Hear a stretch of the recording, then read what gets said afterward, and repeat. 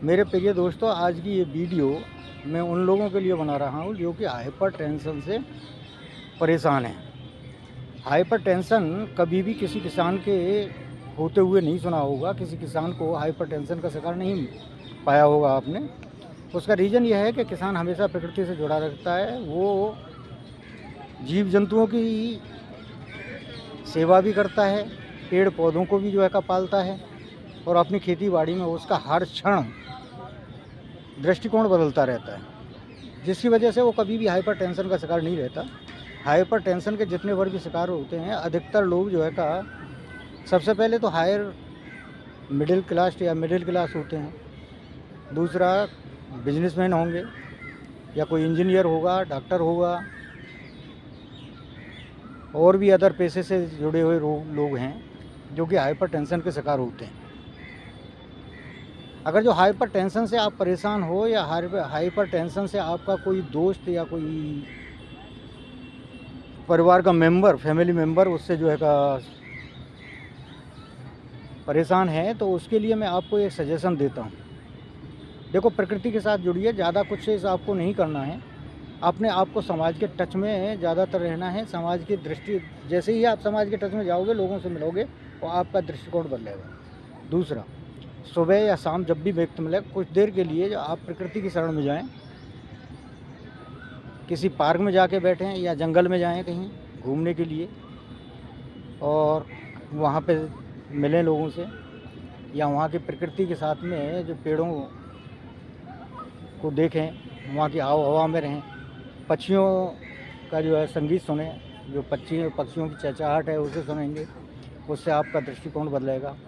पक्षियों के लिए आप दाना भी डालें, और पक्षियों के लिए गर्मियों में जल का व्यवस्था भी करें। जैसे कि मेरे बैक साइड में आप देख सकते हो, ये पेड़ है और इसके पीछे एक छोटा सा एक मिट्टी का एक बर्तन है, इसमें किसी ने पानी रखा हुआ है। और ये जो पेड़ का चारों तरफ जो चबूतरा बनाया हुआ है, इसमें किसी भाई ने पक्षियों के लिए चावल भी डाले हुए हैं। पेड़ यहाँ पे काफ़ी हैं। कुछ लोग देखो प्रकृति का आनंद लेते हुए, काफ़ी लोग हैं जो यहाँ पे हैं उपस्थित, देख सकते हो। काफ़ी लोग पार्क में बैठे हुए हैं, और इनका सबका एक ही मकसद है कि किसी से तरह से आपसे टेंशन को दूर करें। जब हाइपर टेंशन होता है तो आदमी के साथ में कई बीमारियां जुड़ जाती हैं, और कितना ख़तरनाक हो सकता है इसका आपको अंदाज़ा भी नहीं होगा। लोग हार्ट अटैक तक हो जाते हैं हाइपर टेंशन से। हाइपर टेंशन की वजह से डायबिटीज़ भी बनती है, और डायबिटीज़ की वजह से और भी अदर रोग कितने भी पैदा होते हैं। तो मेरा कहने का मतलब यह है कि अगर जो आप प्रकृति के टच में रहते हो, प्रकृति से प्रेम करते हो, तो प्रकृति आपको वो कुछ देती है जिससे कि आप अपनी कितनी ही बीमारियों को दूर कर सकते हो। इसमें आपको कुछ नहीं करना है, केवल कुछ जंगल में जाना है, और जंगल में जाकर के पेड़ों के बीच में बैठना है, और पक्षियों के लिए दाना वाना डालना है, जो भी आपसे श्रद्धा अनुसार जो भी डाल सकते हैं, मुट्ठी 2 मुट्ठी। आप पार्क में नहीं जाते हो तो सुबह के वक्त ऊपर छत पे आपने कुछ दाना, अनाज के दाने डाल सकते हो। छत पे और कुछ नहीं है तो शाम की जो रोटी बची हुई है, उस रोटी के ही टुकड़े करिए और उसे छत पर डाल दिए, पक्षियों का पेट भरेगा। अपनी छत के ऊपर ही कुछ गमले वगैरह लगा सकते हो। कुछ पेड़ ऐसे भी हैं, पौधे ऐसे भी हैं, प्लांट ऐसे हैं जिन्हें कि आप अपने कमरे में भी लगा सकते हैं, जैसे एरिका पाम वगैरह है, या अंदर ही हो जाता है, इसके लिए कोई धूप की ज़रूरत नहीं है। और छत या मतलब जहाँ ऐसी जगह जहाँ पानी की कमी है, वहाँ पक्षियों के लिए पानी की व्यवस्था कर सकते हो। उससे आपको हाइपर टेंशन से छुटकारा मिलेगा। ये मेरी कहने की बातें नहीं हैं, ये आप करके देख सकते हो, और आप इसका प्रभाव भी अपने जीवन में पा सकते हो।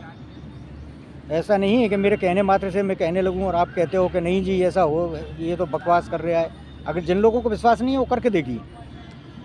आपको मैं कहता हूँ 101% इससे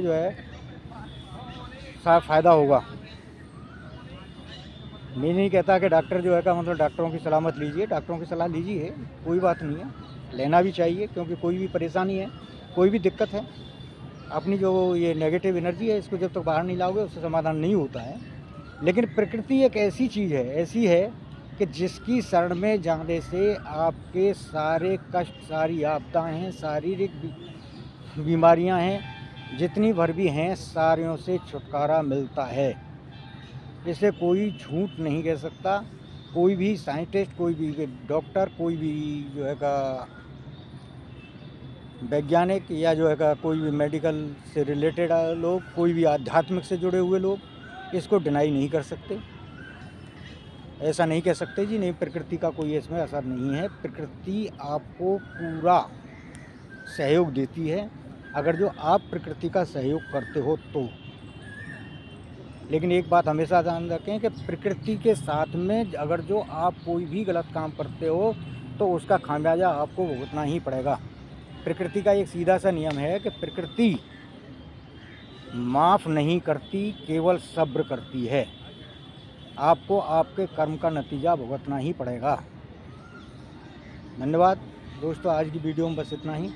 आगे फिर मिलेंगे। नमस्कार।